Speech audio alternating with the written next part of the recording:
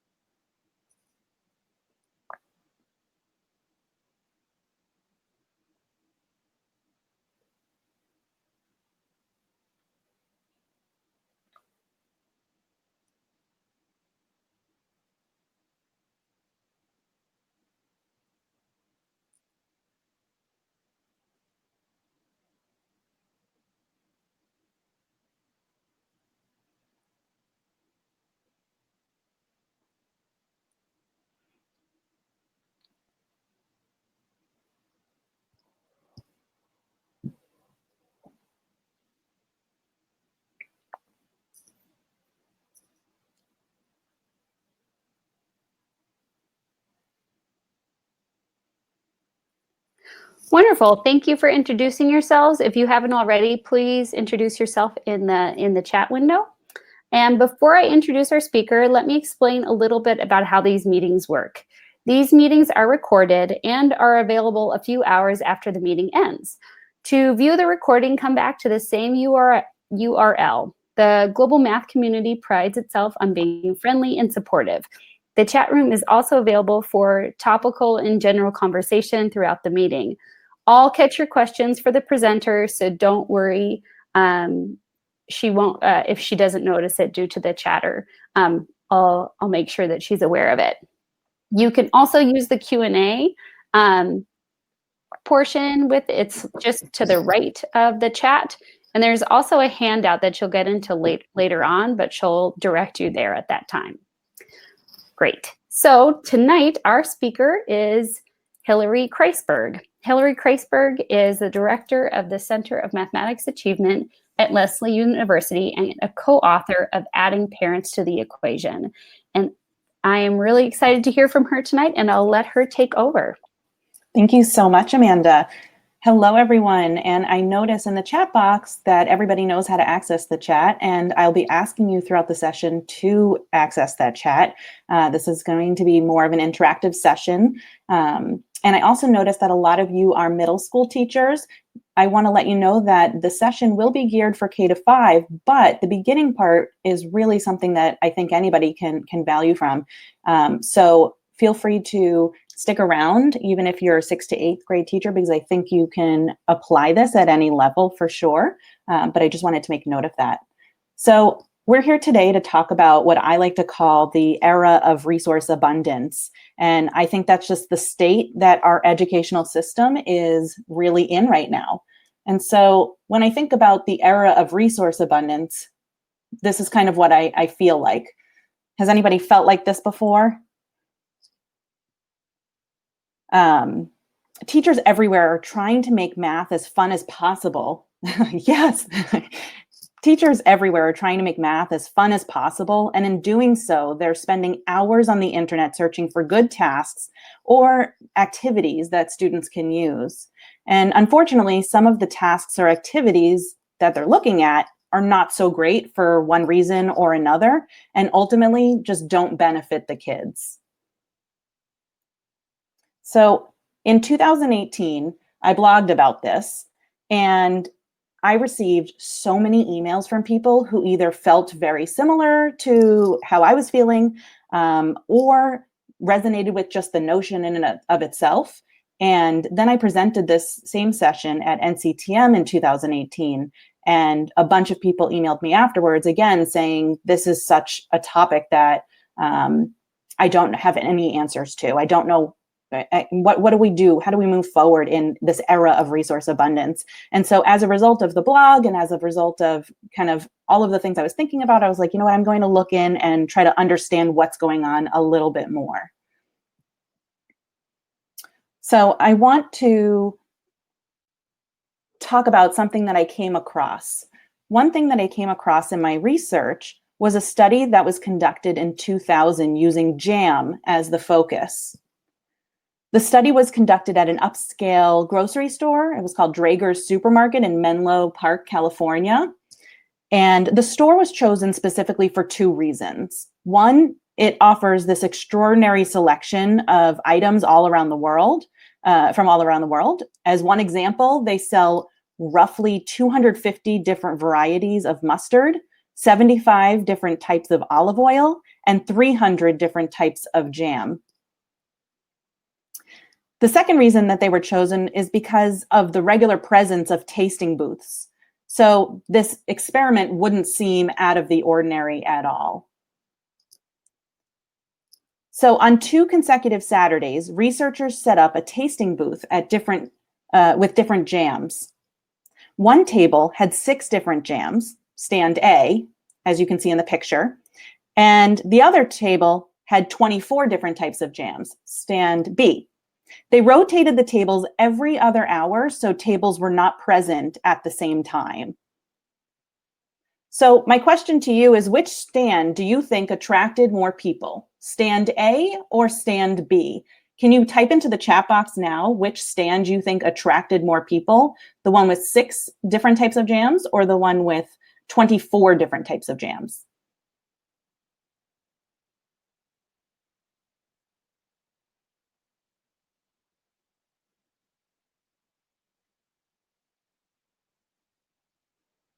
Okay, so 2 people say A, 3 people say A. Which stand attracted more people?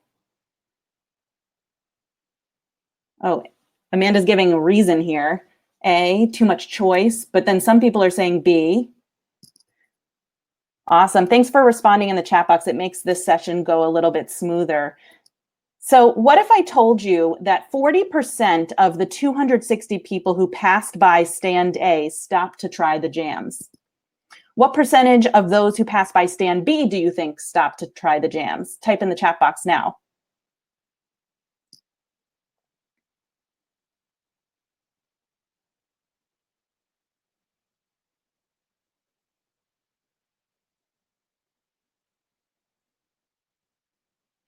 Okay, maybe 40%. So what percentage of people who stopped by stand B actually passed by stand B actually stopped? 15%, 10%? 60% of the 242 people who passed by stand B stopped to try the jams. So now that you know the percentage of people who stopped by to try the jams, okay, the question now is, so more people stopped by to try the jams of the stand that had more variety. The question becomes now, what percentage of tasters bought the jam? Everybody can stop by and try some jam. You know, I go to Costco every weekend and I try a lot of things. I don't buy everything. But what percentage of tasters bought the jam? So what do you think for stand A? We saw 40% of the people who walked by stand A stopped and tried it. How many of those people actually bought the jam? What percentage do you think?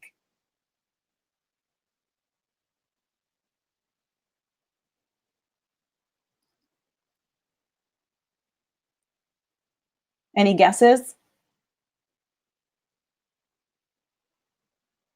Wow, 35% of the 40%. Cool. 80% of the 40%.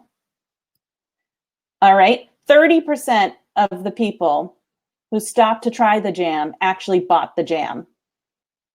All right, so you know the question I'm going to ask next. What about for stand B? What percentage of the people who actually tasted the jams from stand B actually bought the jam?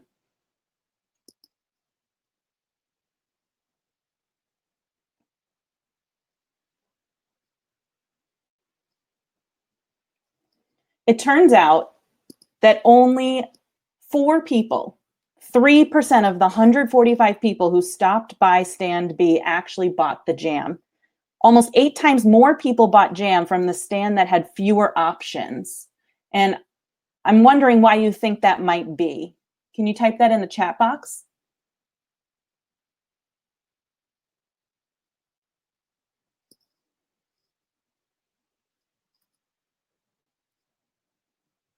Ouch.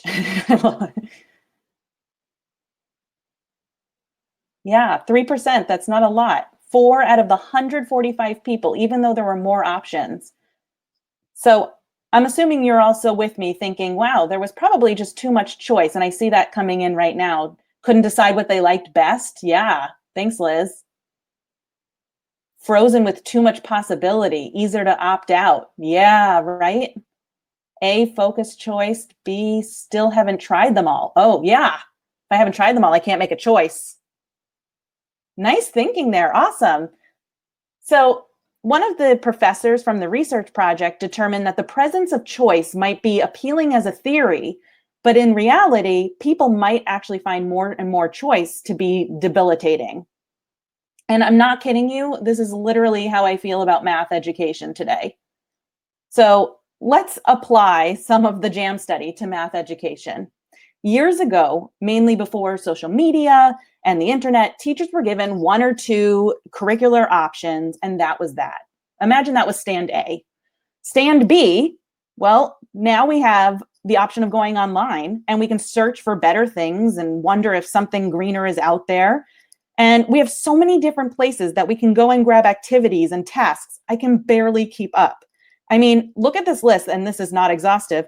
In this list, there are at least 11 sites that I can go to find a 3-act math task. Additionally, some of the sites that are available are well vetted, but not all of the ones in this list are. So when I think about my elementary teachers, my folks that teach 4 subjects, where is the time for them to fish through all of these resources in what I call the era of resource abundance and find the good tasks? And how do they identify a good task? So this is a serious problem. And I want to talk about decision or choice paralysis. So there's this paradox. Less is more, and too much choice is just plain stressful. One would think that the more choices there are, the happier we would be. But after a certain point, it just becomes overwhelming. There was a famous psychologist, George Miller, who would say that it's the magic number 7, plus or minus 2, right? That would be the sweet spot. That more than 7 choices or things to remember, and we're just overwhelmed. And I liken this to going to the Cheesecake Factory, right? It reminds me of when I go out to the Cheesecake Factory or a diner or any restaurant with an insane menu of choices, I just think, like, how the heck can I decide what I want to eat? There's 36 different cheesecakes to choose from. I leave there, I don't even get a cheesecake because I can't decide. And I can't even imagine I'm a pretty decisive person. I can't imagine being someone who's indecisive. This must be real paralysis. So there's a problem with too much choice. And the problem with too much choice is that it causes us to overthink. And there's a problem with overthinking. Overthinking leads us to lower performance, lower levels of creativity, decision fatigue and settling, and just a general dissatisfaction. We need teachers who are highly performing and using their intuition and genuine creativity to create optimal learning environments for our kids. So I don't want my teachers overthinking on the stuff that isn't really important, like spending hours browsing Pinterest. So in researching this a little bit more, especially about decision fatigue, I came across a study that was published by the National Academy of Science. Researchers looked at the decisions of parole board judges over a 10-month period. They found that judges were significantly more likely to grant parole earlier in the morning and immediately after a food break. So if you look at this chart here, you can see here, this is early in the morning, and then this is right after a food break, okay? Look closely. The percentage of favorable rulings drops gradually from about 65% to nearly zero within each decision session and returns abruptly back to about 65% after some sort of break. Cases that came before judges at the end of long sessions were much more likely to be denied. This phenomenon held true for over 1,100 cases, regardless of the severity of the crime. That's terrifying. If I've read anything, that's pretty terrifying. The same is most likely happening to you after you've seen more than 7 options on Pinterest or Teachers Pay Teachers. At some point, this decision fatigue kicks in, and we end up making poor choices as a result. So what can we do in this era of resource abundance? I have 4 suggestions that we're going to walk through today. The first is try to structure your lesson planning for decisions that matter the most. Focusing in on mathematical goals of the lesson, the way you will assess those goals to ensure they've been reached, and choosing one authentic activity or center or task that helps students problem solve their way to build towards that mastery of a goal. So instead of picking a million different things, choosing one thing and choosing it really, really well. And again, putting that decision that matters first. That's most important. Number 2 is build strong habits and routines in your planning. Routines are great because they help us relinquish some of our mental energy to other places. So if you create a routine for lesson planning, you're bound to focus more on important pieces rather than the extraneous, like it's got a pretty font or what have you. It allows you to focus a little bit more on what's important. The third piece of advice that I have is intentionally limit the amount of information and number of choices that you expose yourself to. So if you're browsing for a 3-act math task to use in your classroom, for example, I'm suggesting that you look through 4 to 6 at most. And before you start browsing, think about the main things that you want or need to be present in the task. And if you can't find one that works for you, either make it yourself or choose something else to focus on, because you're not going to make a good decision that really upholds to the mathematics, more than likely. And step 4 is use a protocol for identifying good tasks or for adapting a task to be better. There are many protocols out there. And so what I did was I kind of compiled my own, because I found that there was a lot on one that I really liked and a lot on another that I really liked. And I didn't see one that just spoke to me. And so I tested it out with a bunch of different math tasks, and I found it's really helpful. And I'm going to share that with you today. So this is where I'm going to point you in the direction of the handout. On the screen here, I have the protocol, but in the handout, I also have the protocol so you can download it and have it as a worksheet with you. And we're going to use this protocol to identify a good task. And we're going to look through a couple of examples. So I'm going to pause for a moment so Amanda can show you where the handouts handouts are, or if you can see it right now, you'll see the word handouts next to the chat box. You just click there and then you can click download.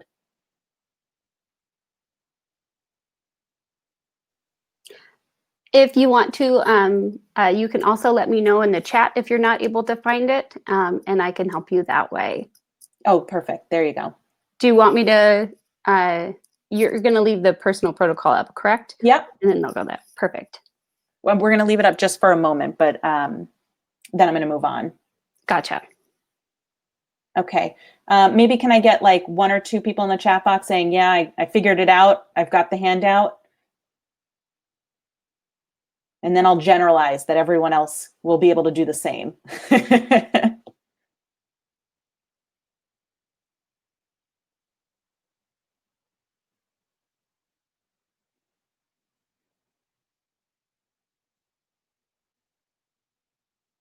All right, excellent. Diane got the handout. Let's see if we can get one more person to get the handout. You're looking to see where the handout is? Yeah, Melissa. All right, Melissa, you helped us move on. Excellent. So let's take a look. Oh, you printed yours. Carol, prepared. I like it. So let's take a look at this personal protocol that I have. When I thought about making a protocol, I thought about what are the overarching pieces that I find really critical when looking at what makes a good task. And those to me are the mathematical content, the amount of reasoning and sense making that that task requires of students, the engagement and discourse that could arise as a result of implementing the task, accessibility and cognitive demand level, and then positionality and equity. So I want you to just take a moment and become a little bit more familiar with my protocol because we're going to be using it as we move forward.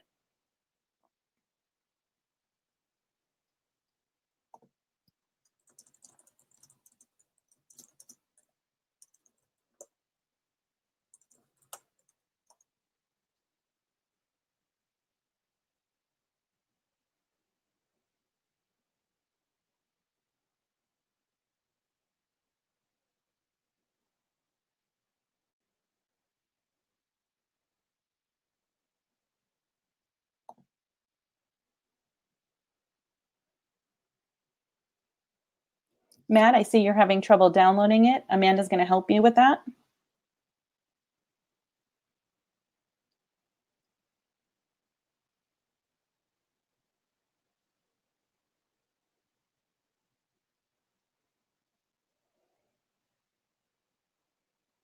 Thank you, Rosalba.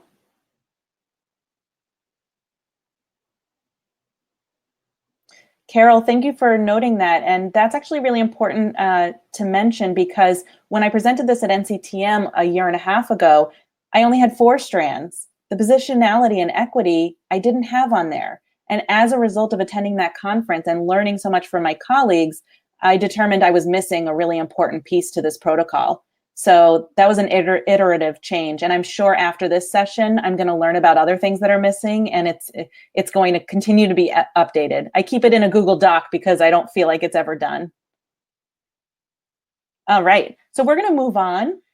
So now that you've had a moment to look at the protocol and kind of get a little bit of familiarity with it, I'm going to show you a task that I've seen used in a kindergarten center more than once on kindergarten measurement and data.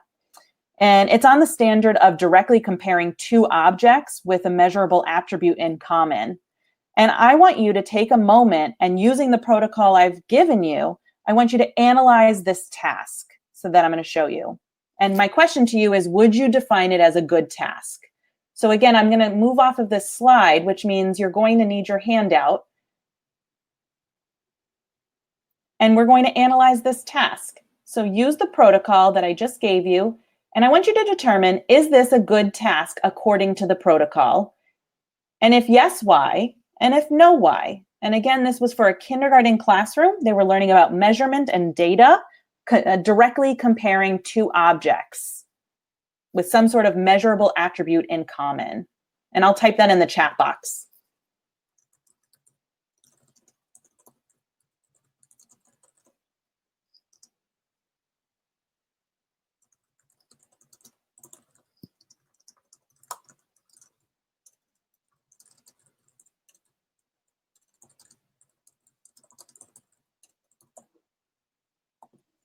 I see a couple of you are having a hard time downloading it. If you preview it, then in the right corner, there should be a print option and then an arrow down, which is download. Try that. And if you can't, tag me in the, or mention it in the chat and I'll help you another way. Thanks, Amanda.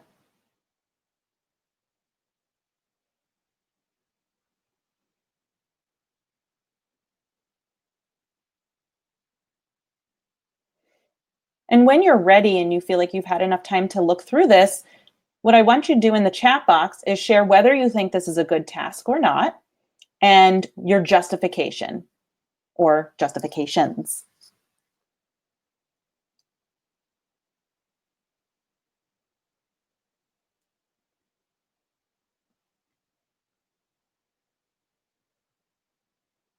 Matt, I probably didn't say anything that important. Don't worry.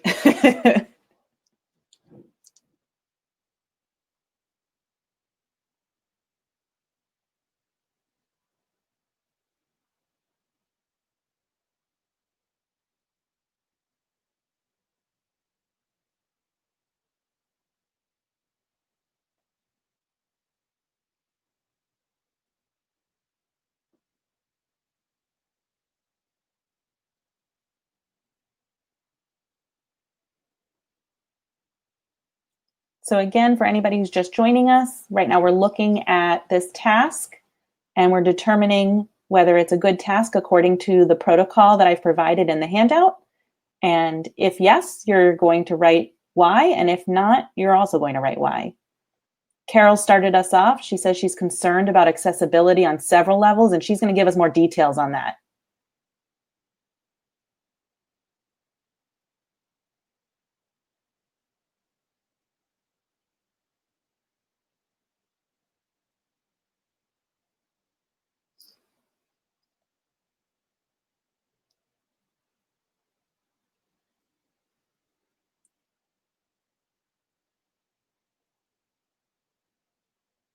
All right, we've a couple other people and someone angry, they can't download it. We've got to help them out.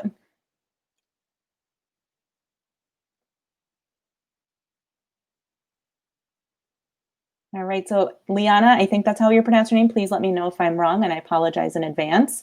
Perhaps the first two boxes have objects that are unfamiliar in their qualities. What is actually heavier, boots or an umbrella?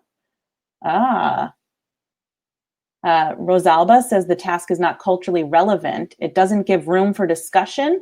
There aren't multiple ways to access the problem. She would define this as not a good task. Matt says not a great task. Some of the qualities are unclear or vague.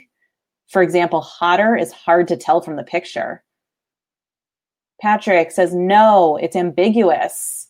Patrick, can you be more specific about ambiguous? What is ambiguous in this picture? Doesn't encourage students to talk math and doesn't encourage some sort of productive struggle. Diane says she's not an elementary teacher, so she may be off. That's okay. Not a good task because it doesn't encourage discourse. Yep. Where's the math talk? Melissa agrees with you. Lisa says no higher order thinking involved. Lacks depth. And it's okay if you don't teach kindergarten because you're looking at a task in general. This could have been a third grade task. What would you say about it then? It'd be, we're just looking for, is it a good task?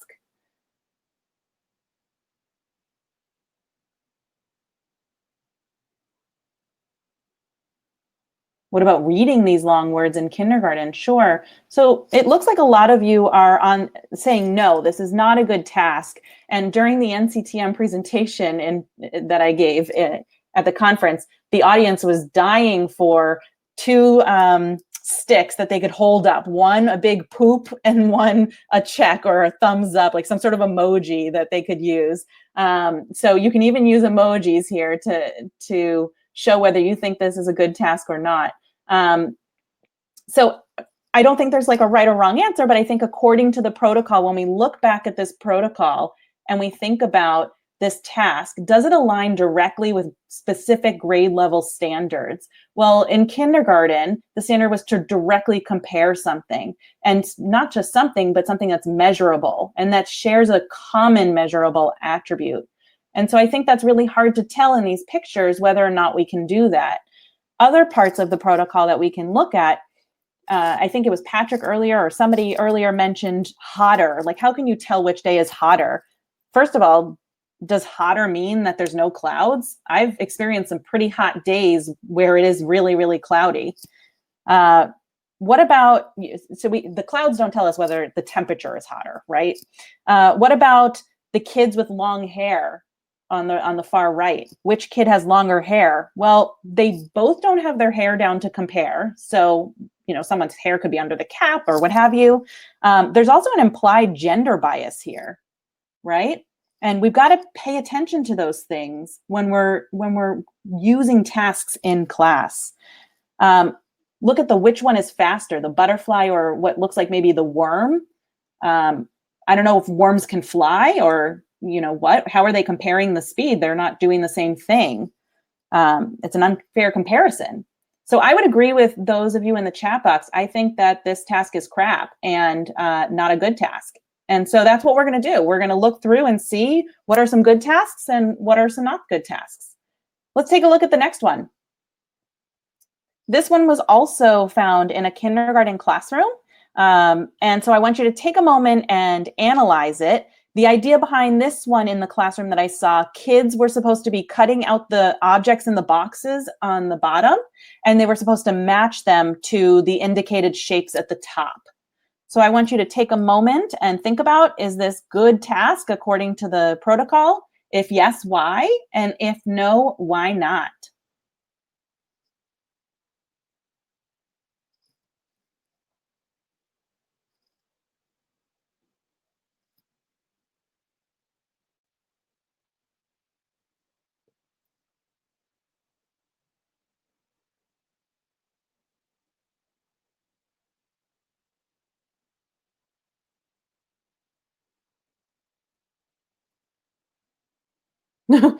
Yeah, Carol.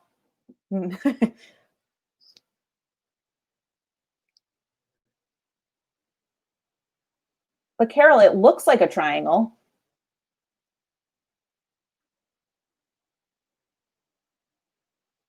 And Melissa, that slice of pie kind of looks like a triangle.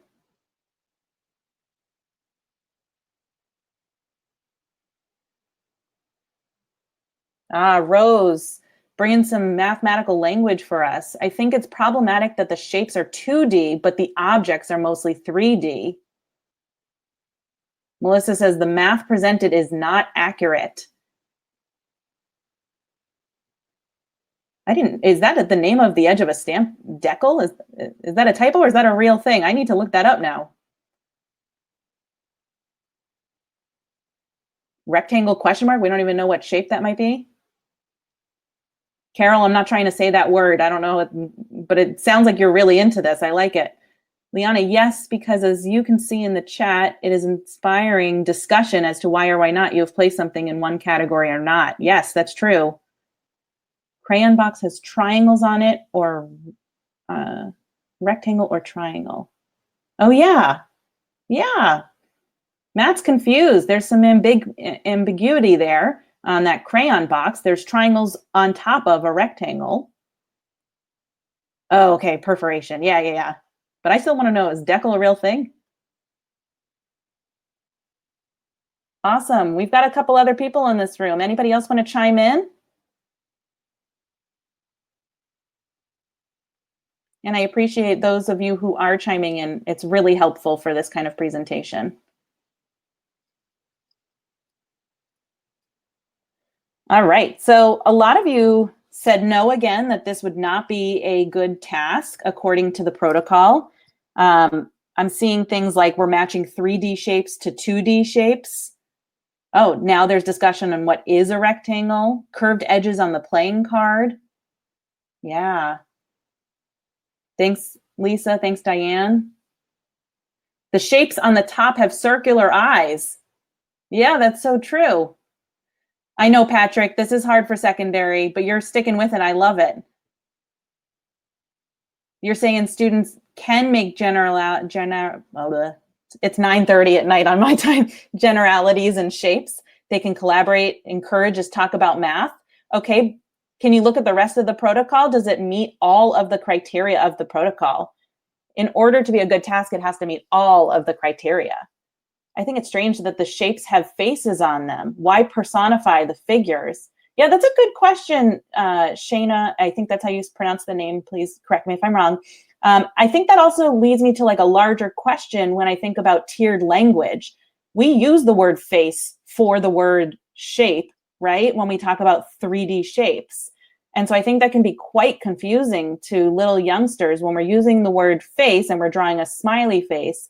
And then when we get older, we're talking about the actual side of the shape. Yeah. And so when we think about a task, again, it needs to meet all areas of the criteria. I think there's a lack of the standard being addressed here. Kindergarten kids, they are to identify 2D and 3D shapes. they're analyzing and comparing shapes, and they're composing shapes from shapes, but here they're matching 3D to 2D shapes, which is quite confusing. Yeah, Diane, how well can kinders cut? Well, they got to learn in kindergarten. So it's a good activity for them to learn how to cut, that's for sure. Is classification higher order for kinders? I honestly don't know. Yes, that is I would say that's a hard task for kids to do. Sorting is something that they're really learning how to do in kindergarten. Yeah. And especially if the shape doesn't look exactly like the shape that they're being presented with, it can be really a challenge for them, for sure. Melissa, bringing in the humor for us. Excellent. So it seems like most of us are in agreement that maybe this isn't the greatest task. Maybe we shouldn't personify shapes or match 2D shapes to 3D shapes and just be a little bit more precise in our mathematical language, even if we're working with kindergartners, because those kindergartners are going to become first graders, and those first graders are going to become second graders. And then they get to you all the way up in middle school, all of my middle school friends who are here tonight. And they need to understand and develop strong vocabulary along the way. All right, so let's take a look at one more thing here. So many times when I coach with pre-kindergarten to fifth grade teachers, I hear, well, the activity is fun, or it's good to put as an independent center, or I loved the font and it was just so pretty. And as my good friend, Dr. Christopher Child says, just because the math task is fun and exciting or pretty or cute does not mean it's a good task. And it's time that we as educators take the onus of being critical consumers. Just because it says Common Core does not make it standards aligned. And we have to be thoughtful and careful about what we put in front of our kids. And I think that this is true whatever grade level you teach. I coach and provide professional development pre-K through 8. And I will tell you, it doesn't matter whether I'm in a pre-kindergarten classroom or an 8th grade classroom. A teacher who lacks the confidence in math and their own abilities sometimes will say, well, this is the lesson that X company put in front of me. And if they wrote it, experts wrote it. So it must be good. But we need to be critical consumers. Not all things that are in textbook companies are great, and mistakes are made. And the textbook companies didn't write that textbook for your particular children in front of you. And so it's really important that we become critical consumers. All right, let's do one more task, and then we'll close the night off with this one. So this is a grade 1 task, and it's focused on solving word problems that call for addition of 3 whole numbers whose sum is less than or equal to 20. So I want you to take a moment and analyze this task. Is it good according to the protocol? And if yes, why? And if no, why not?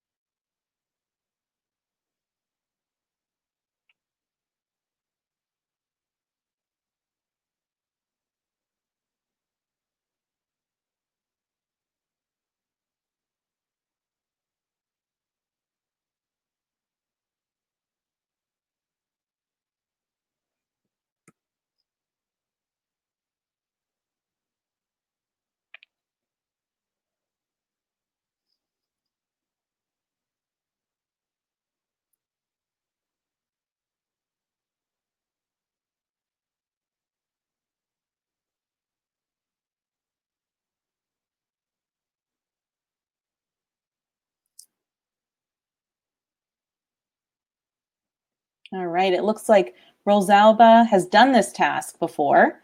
It is multiple approaches, she says, makes kids persevere and have engaging discussions. Diane says, this time she thinks yes, many entry points, sparks discussions, students can defend their answers, and she tells us she's thinking about math practice number 3, construct viable arguments and critique the reasoning of others. Jill, you're liking this one. Can you say more about that? What do you like? Carol says it's really open. What do you mean by that? Matt, this has a number of ways kids can look at this. Maybe that's what Carol meant with being really open. Brendan, nice to hear from you. Works, be more interesting and diverse if students had to place the values on the board. Oh, so you're thinking about ways to even raise that cognitive demand. Okay.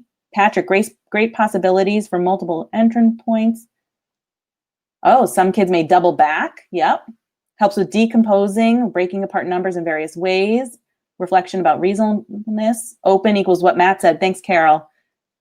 Jill, encourages conversations, discussions. Nice. Melissa likes this one too. She thinks there's a lot of solution paths.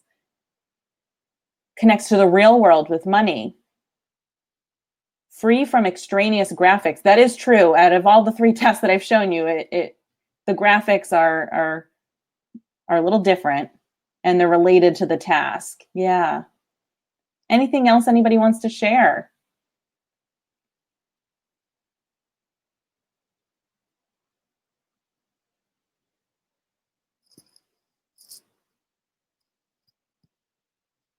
Give everybody about 1 more minute just to share their thinking.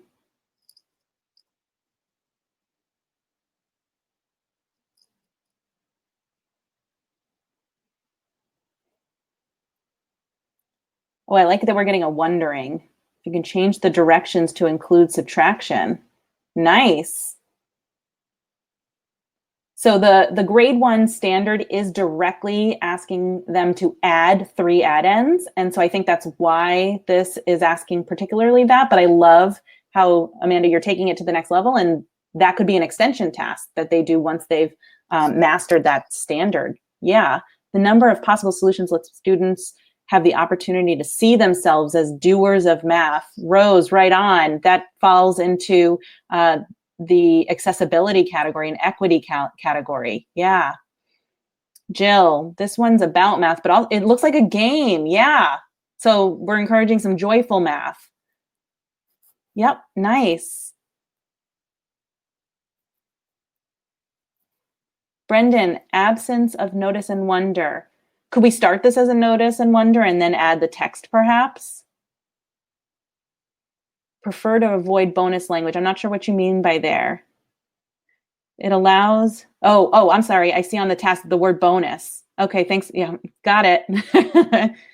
Okay, so maybe changing the word bonus to extend your thinking or something of that nature. Cool.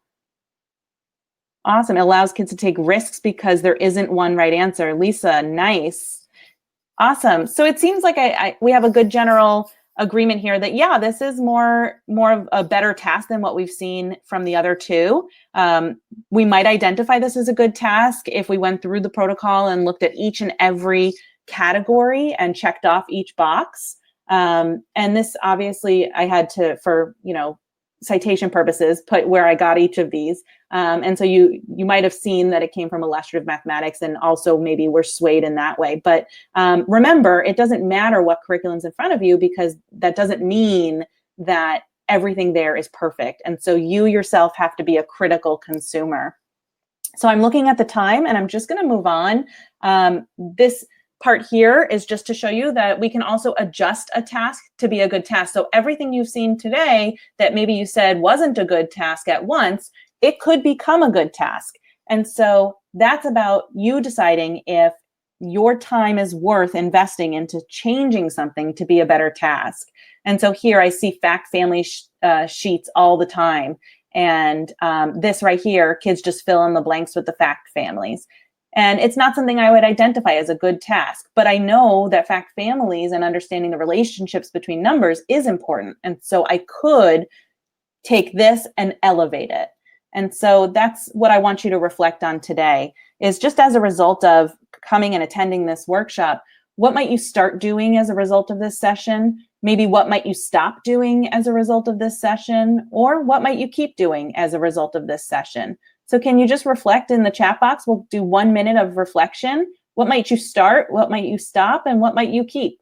And if you teach middle school, you might go back to the beginning of the presentation and think a little bit more about things that are more applicable beyond kindergarten through 5th grade.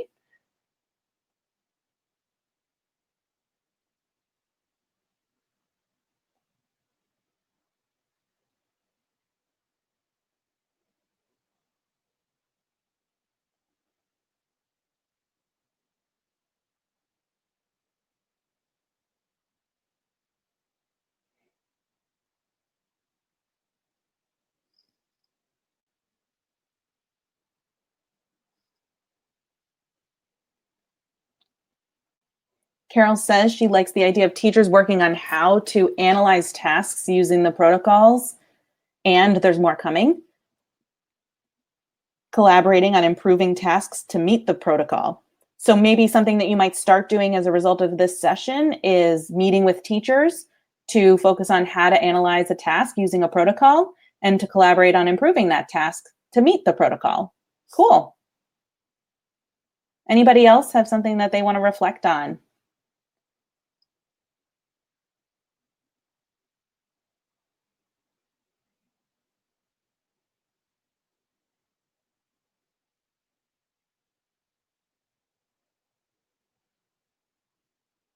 Yep, Amanda. So encourages to think and look for a variety of entry points. I'm not sure if that's back on the other task or if that's something you're reflecting on. Jill, start looking more critically at options. Stop using so many sites and stick to the ones you find quality. Keep adding tasks to my lesson and encouraging others to join me on this adventure. Love it. Yeah, being more critical. I think that's key. I hope people leave here today thinking we've got to be more critical. Yeah, thanks, Diane. Start using your what makes a good task as a vetting resource. Yeah, that'll be helpful. And if you have something to add to there, Brendan, share it my way. I'd love to update it. Stop looking at endless tasks. I know I do that all the time. When I'm trying to cook for dinner, I'm on Pinterest for hours. We've got to stop this in all of our endeavors. Keep looking for tasks that are high leverage, concept driven, and review student work with peers to ensure we are capturing low entry, high ceiling tasks. Awesome.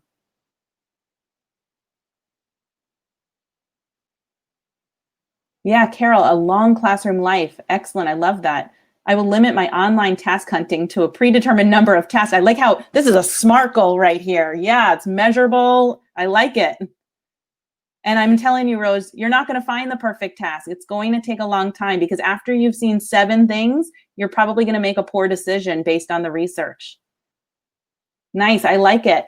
Well, so I'm going to close off today.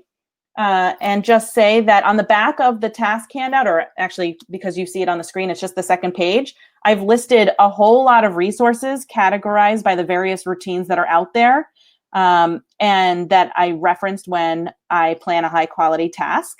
And remember, the sites aren't the answers. It's you, the critical consumer. But to help us all out in this era of resource abundance, I figured a one-pager with some organization could come in handy. So please feel free to take a look at that. But remember, you are the critical consumer in this era of resource abundance. And so you have to just pay attention to what's out there because not everything out there is great. And I thank everyone for attending live to this session. I know it's not easy to make these, and I appreciate your time. Yep.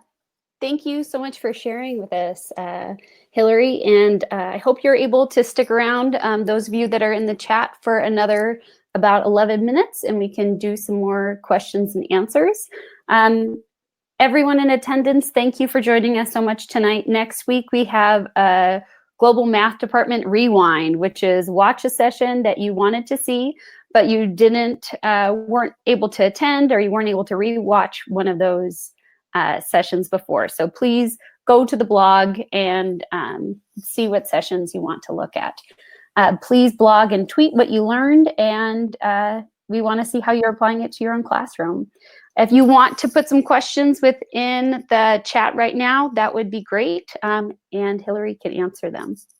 Yeah, and you can ask me a question about anything. I'm happy to answer anything. Except if it's a hard question. Don't ask me a hard question.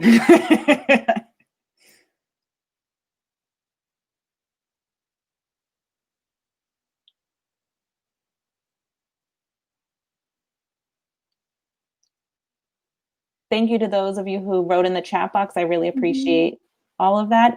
And again, if you have any questions, I'm here. Would love to answer some questions that you might have. Could be about teaching, could be about coaching, could be about the era of resource abundance, could be about my new book, Adding Parents to the Equation. Yeah, how do you talk to parents about finding resources too, because often I said no hard questions, Amanda. sorry. Well, because adding them to the equation within this, like Yeah. parents will come and say, you know, hey, I found this resource. Yep. Why can't my whatever grade do it? Or I just got an email the other day from a teacher who said, how do I respond to this parent who says, like, this is what my kid is coming home with, and I believe it's good for them. And I just think, like, wow, would I ever go into a doctor's office and argue with my medical doctor about what they're telling me? No, like, I trust them. Yeah. They have all these criteria, the credentials. We do too. Yeah, so I think the key with talking to parents is really about showing, less telling. And it's about creating analogies for them to help them understand that mathematics instruction changes just like everything else does. And so often when I run parent workshops, I ask parents to hold their cell phones up in the audience, and they all hold up their phone. And then I joke and say, why didn't anybody bring their rotary phone or their cord? Where's your cord? And they all kind of look at me like I'm silly. And then they all kind of have this aha moment. They know what I'm going after. And the idea is that things change, tech changes, everything changes. In the book, we use an example of a lobotomy. That was a really popular procedure that was done to, quote, cure mental illness.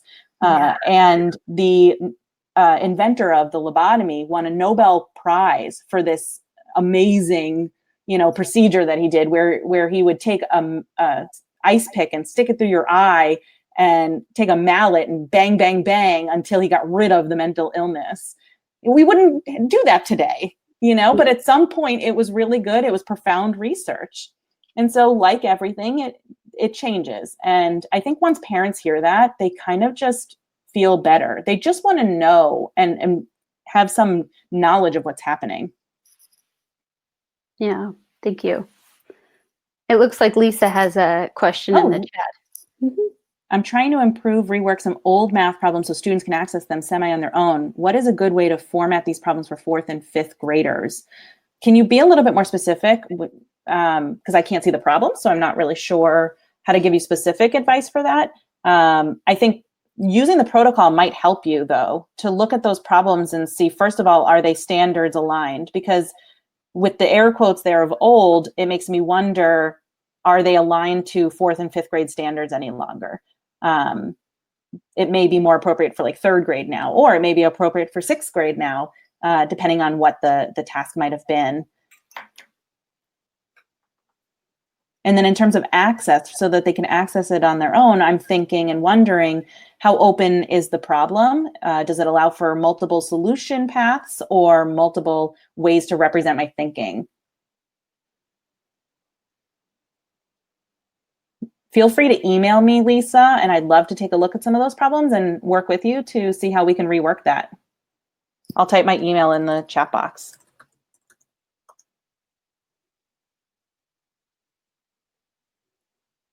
Gotcha.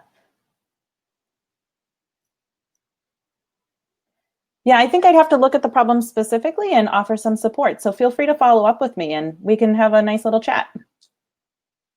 What suggestions do you have for getting others to stop using worksheets like the ones you showed us? Yeah. I think when people are using worksheets and just using worksheets as a filler, it's because they're lacking the mathematical confidence to teach in another way. And I think the answer to that is really through systemic and content coaching. So does your building, Jill, have a coach where they can offer some really strong instructional support? Because otherwise, I don't know if you're going to be able to get that to stop. Or the teacher themselves has to be motivated enough to want to improve and learn and do differently. Alternatively, maybe you have a program set up where the teacher can observe other teachers and see that discourse and things are more effective when maybe not using worksheets in that kind of manner. But again, that comes to internal incentives. That person has to be intrinsically motivated. I made her laugh. Okay. Well, in that case, it comes down to maybe some peer coaching. Maybe you could offer some support in a gentle, nice, kind way. Maybe offer for her to come in and observe. And I said her like you mentioned one person, but you didn't, so I apologize on that. Whomever it is, more than one, maybe you can videotape yourself teaching and share it at a professional learning community.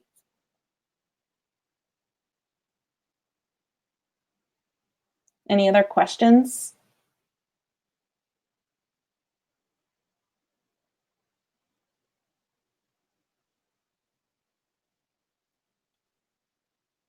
Well, if not, I just want to say another big thank you to you, Hillary, for sharing with us, and thank you for everyone in attendance for being with us on this Tuesday evening. I'm just checking to see if Jill has a question. She piloted the Illustrative Mathematics, which is hosted on the Open Up resource site. And with a new set of math teachers, we're using it again this year. Awesome. Mm-hmm. There you go. So that might be another way to assist. Thank you, Matt, by giving them a strong resource to support. But you know what? I will tell you, I love illustrative mathematics. And even so, I still see teachers who are not comfortable with it using it in a worksheet kind of way. And so you can have a really strong resource in front of you, but if you're not confident and you're not pedagogically savvy, it could still become a stale kind of resource. So lots of professional development. Wonderful. Great suggestions. Well, we will sign off for the evening. And again, big thank you. And I hope everyone enjoys doing their Global Math Department Rewind next week. And then we will be back on the second week in November. Awesome. Great. Thanks so much, everybody. Thank you. Bye.